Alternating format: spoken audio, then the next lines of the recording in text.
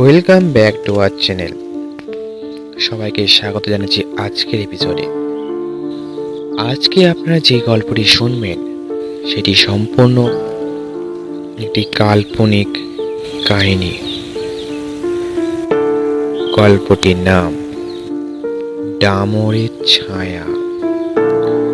গল্প পাঠে সন্দীপ। তো চলুন গল্পটি শুরু করা যাক। শুরু করার আগে একটা কথা বলে রাখি, যারা আমাদের চ্যানেলে নতুন গল্প শুনতে এসেছেন তাদেরকে বলবো আমাদের গল্প পরিবারের সাথে যুক্ত হওয়ার জন্য এক্ষুনি সাবস্ক্রাইব বাটনটি প্রেস করে আমাদের গল্প পরিবারের সাথে যুক্ত হন। তো চলুন গল্পটি শুরু করা যাক।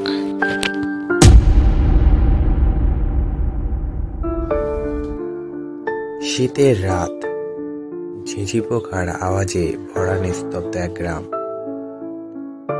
এই গ্রামের এক প্রান্তে ধ্বংসস্তূপে পরিণত হওয়া একটি মন্দির দাঁড়িয়ে আছে। গ্রামের বয়স্করা বলে ওই মন্দিরে একসময় তন্ত্র সাধনা হতো। তন্ত্র সাধকরা নরবলি দিয়ে তাদের দেবতাকে তুষ্ট করত।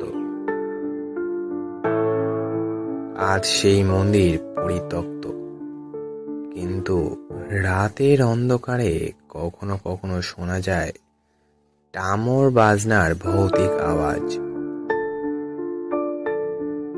গ্রামের দামাল ছেলে তীর্থ ও তার বন্ধুরা একদিন সন্ধ্যায় মন্দিরের ধ্বংসাবশেষে গিয়ে মোমবাতি জ্বালিয়ে সাহস দেখানোর বাজি ধরে।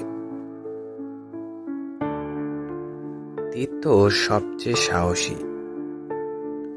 সে হাসতে হাসতে বলে, ডামর বাজনার ভূত বলে কিছু হয় না, আমি এখনই দেখিয়ে দেব। তারা মন্দিরের ভেতরে প্রবেশ করে। মন্দিরের মূল অংশ ধ্বংস হয়ে গেলেও সেখানে একটি বিশাল তামার ডামর এখনো রাখা। তার গায়ে অদ্ভুত একটা লাল দাগ। বন্ধুরা মোমবাতি জ্বালিয়ে ডামরটি স্পর্শ করতে বলে। তীর্থ হাত বাড়িয়ে স্পর্শ করে ডামর। মুহূর্তের ভেতর থেকে এক ঠান্ডা বাতাস ছুটে আসে, যেন কেউ কানের কাছে ফিস ফিস করে বলে, তুই জাগিয়ে দিলে আমাকে। তীর্থ চমকে পিছনে তাকায়, কিন্তু কাউকে দেখতে পায় না। হঠাৎ মন্দিরের ভাঙা ছাদে যেন ছায়ামূর্তি নড়ে ওঠে। ভয়ে বন্ধুরা চিৎকার করে পালিয়ে যায়। তীর্থ দৌড় দেয়, কিন্তু মন্দির থেকে বেরিয়ে সে অনুভব করে কিছু একটা তার পিছু নিয়েছে। পরের দিন থেকে তীর্থের মধ্যে অদ্ভুত পরিবর্তন দেখা যায়। সে সারাক্ষণ নিজের ঘরে থাকে। কখনো কখনো চুপচাপ বসে থাকলেও মাঝরাতে তার ঘর থেকে ডামরের মতো শব্দ ভেসে আসে। তার মা বাবা ভাবতে পারে না এ কি হচ্ছে। এক রাতে তার মা ঘুমের মধ্যে দেখতে পান তীর্থ ঘরের কোণে বসে এক অচেনা ভাষায় মন্ত্র পড়ছে। তার সামনে ভাঙা নাড়ু ও কালো সিঁদুর রাখা রয়েছে। তিনি এইসব দেখে ভয়ে চিৎকার করে ওঠেন। গ্রামের প্রবীণ ব্রাহ্মণ হরিহরণকে ডেকে পাঠানো হয়। তিনি এসে বলেন, মন্দিরে যেটা ছিল সেটা কোনো সাধারণ জিনিস নয়। সেখানে এক অঘরী তন্ত্র সাধক অভিশাপ দিয়ে মারা গিয়েছিল। সে নরবলি দিয়ে তার সাধনা অসম্পূর্ণ রেখেছিল। আজ সেই ডামরের সাথে তার আত্মা বাঁধা। যে ওই ডামর স্পর্শ করবে সে তার শিকার। তীর্থকে সুস্থ করার জন্য পূজা অর্চনা করা হলেও তার আচরণ ক্রমশ অস্বাভাবিক হতে থাকে। সে রাতের বেলা জঙ্গলের দিকে চলে যায়। একদিন গ্রামের এক কিশোর তার পিছু নিয়ে দেখে তীর্থ জঙ্গলের মধ্যে মাটিতে একটি নরকঙ্কালের সামনে বসে ডামর বাজাচ্ছে। তার চারপাশে আগুনের আলো জ্বলছে। কিশোরটি ভয়ে দৌড়ে পালায় সেখান থেকে, কিন্তু সকালবেলা তাকে মরা অবস্থায় পাওয়া যায়। তার শরীরে সব রক্ত শুষে নেওয়া হয়েছে। তারপর থেকে গ্রাম জুড়ে আতঙ্ক ছড়িয়ে পড়ে। সবাই মন্দিরের কাছে যেতেও ভয় পায়। এক রাতে তীর্থর বাবা মা দেখতে পান তীর্থ অদ্ভুত আওয়াজ করে বাড়ি থেকে বেরিয়ে যাচ্ছে। তাকে অনুসরণ করে দেখতে পান সে মন্দিরে যাচ্ছে। মন্দিরের ভেতরে আগুন জ্বলছে, আর সেখানে দাঁড়িয়ে আছে এক ছায়ামূর্তি। মাথায় জটা, গলায় নরকঙ্কালের মালা। সে আর কেউ নয়, সে একজন অঘরী।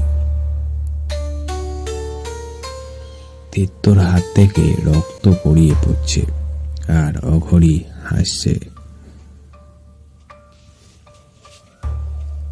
সেই মুহূর্তেই তীর্থর বাবা চিৎকার করে ওঠেন, আমার ছেলেকে ছেড়ে দাও। অঘরী মাথা তুলে বলে, তোর ছেলে এখন আমার, আমাকে পূর্ণ আহুতি দিতে হবে। এই কথার পর অঘরী তীর্থ দেহের ওপর ঝাঁপিয়ে পড়ে। তীর্থর বাবাও ছুটে গিয়ে বাধা দেওয়ার চেষ্টা করেন, কিন্তু অঘরী ছায়া তার শরীর স্পর্শ করতেই তিনি অজ্ঞান হয়ে পড়ে যান।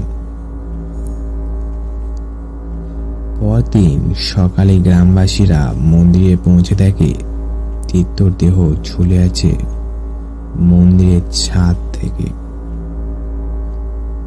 তার চারপাশে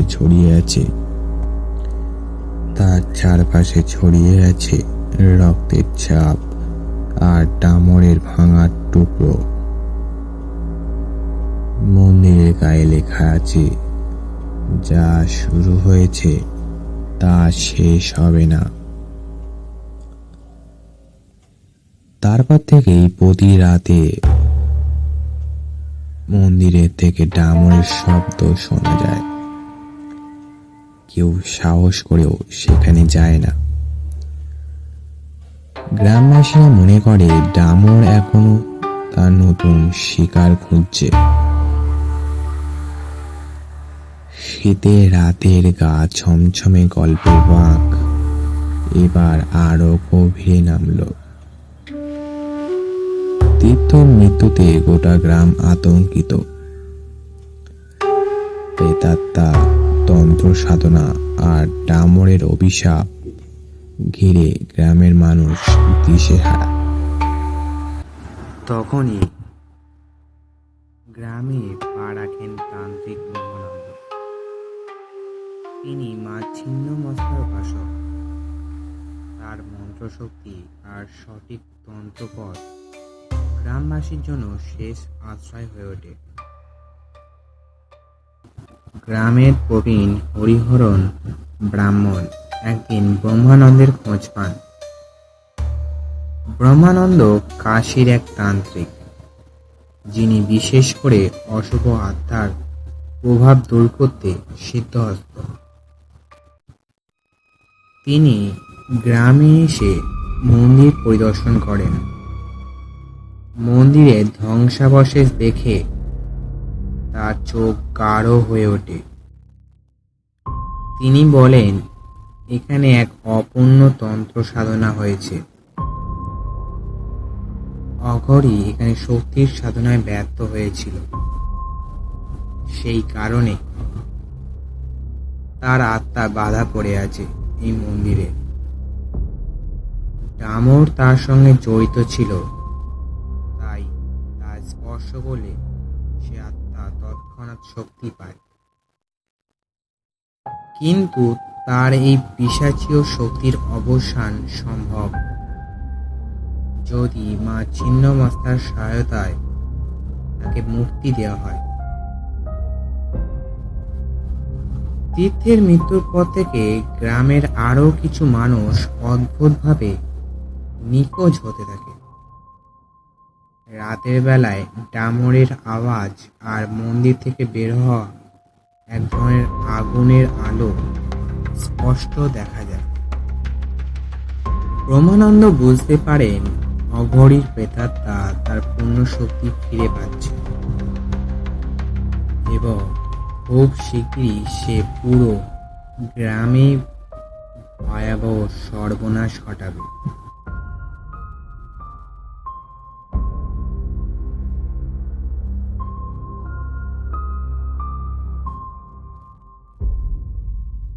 ব্রহ্মানন্দ ঘোষণা করেন, আগামী পূর্ণিমা রাতে এই তান্ত্রিক আত্মা সর্বশক্তিমান হবে।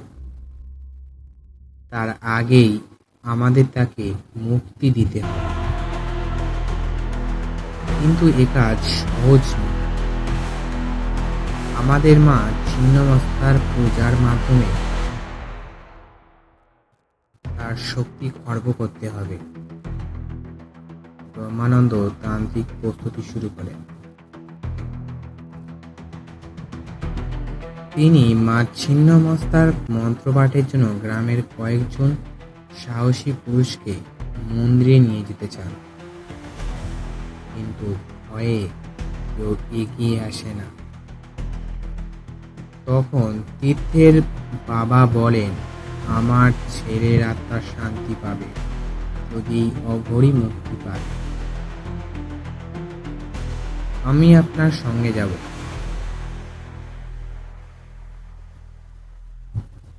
মা ছিন্নমস্তার পূজা শুরু হয়। ব্রহ্মানন্দ মন্দিরের ভেতরে ঢুকে ডামরের সামনে আসন পেতে বসেন। তিনি ত্রিশূল সামনে রেখে মন্ত্র জপ করতে থাকেন। সেই সময় হঠাৎ মন্দির কেঁপে ওঠে। অঘরীর প্রেতাত্মা এক ছায়ামূর্তি রূপে সামনে আসে। তার চোখে রক্তবর্ণ, মুখে বিভৎস হাসি। আমাকে মুক্তি দিতে এসেছে? আমি মুক্তি চাই না, আমি চাই বলি, আমি চাই রক্ত। আমার সাধনা শেষ করব, তারপর মুক্ত হব। ব্রহ্মানন্দ শান্তভাবে বলেন, তোর মুক্তি হবে, কিন্তু মা ছিন্নমস্তার শক্তি ছাড়া তুই কিছুই করতে পারবি না। মন্ত্র উচ্চারণ বাড়তে থাকে। ব্রহ্মানন্দ চিৎকার করে মা ছিন্নমস্তার কাছে আরতি জানান। হঠাৎ করে তান্ত্রিক মন্ত্রের জোরে মন্দিরের গায়ে খোদিত ছিন্নমস্তার মূর্তি থেকে আলোর ঝলকানি বের হয়। মন্দির কাঁপতে থাকে এবং ছিন্নমস্তার মহিমায় অঘরীর প্রেতাত্মা আর্তনাদ করে ওঠে। প্রেত চিৎকার করে বলে, আমি ভুল করেছি, আমি ভুল করেছি, আমাকে মুক্তি দাও।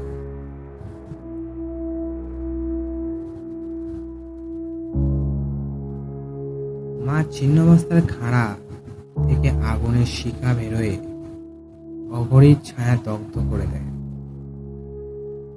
অঘরীর আত্মা মাটিতে পড়ে ক্রমশই বিলীন হয়ে যায়। ব্রহ্মানন্দ বলে ওঠেন, মা ছিন্নমস্তা এই পিশাচীয় শক্তিকে চিরতরে শেষ করেছে।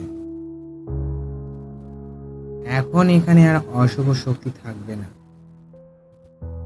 অতৃপ্ত অঘরীর প্রেতাত্মা মুক্তি পেয়েছে। ডামরও এবার নীরব। মন্দিরের ভেতরে যে ভয়ানক শক্তির উপস্থিতি ছিল তা এখন নেই। ব্রহ্মানন্দ বলেন, এই মন্দির এখন পবিত্র। মা ছিন্নমস্তা নামে এখানে নিয়মিত পূজা করলে গ্রামে শান্তি ফিরবে। গ্রামের মানুষ ব্রহ্মানন্দকে ধন্যবাদ জানায়। মন্দিরে এখন আর কোনো ডামরের শব্দ শোনা যায় না। পূর্ণিমা রাতে যেখানে একসময় আগুনের আলোর ঝলকানি দেখা যেত, এখন সেখানে জ্বলতে থাকে মোমের দ্বীপ। মা ছিন্নমস্তার কৃপায় গ্রাম ফিরে পায় তার পুরানো শান্তি। শেষ হলো আমাদের আজকের গল্প, ডামরের ছায়া।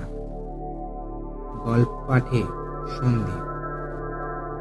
গল্পটি ভালো লাগলে অবশ্যই লাইক করুন, সাবস্ক্রাইব বাটনটি প্রেস করে আমাদের গল্প পরিবারের সাথে যুক্ত করুন। এবং গল্পটি কেমন লাগলো অবশ্যই আপনার মতামত আপনি কমেন্টে জানাতে পারেন।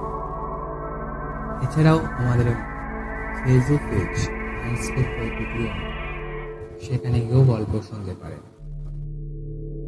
দেখা হচ্ছে পরের গল্পে। ততক্ষণ শুনতে থাকুন ভয়ের আরো রোমাঞ্চকর কাহিনী উপলব্ধি করতে।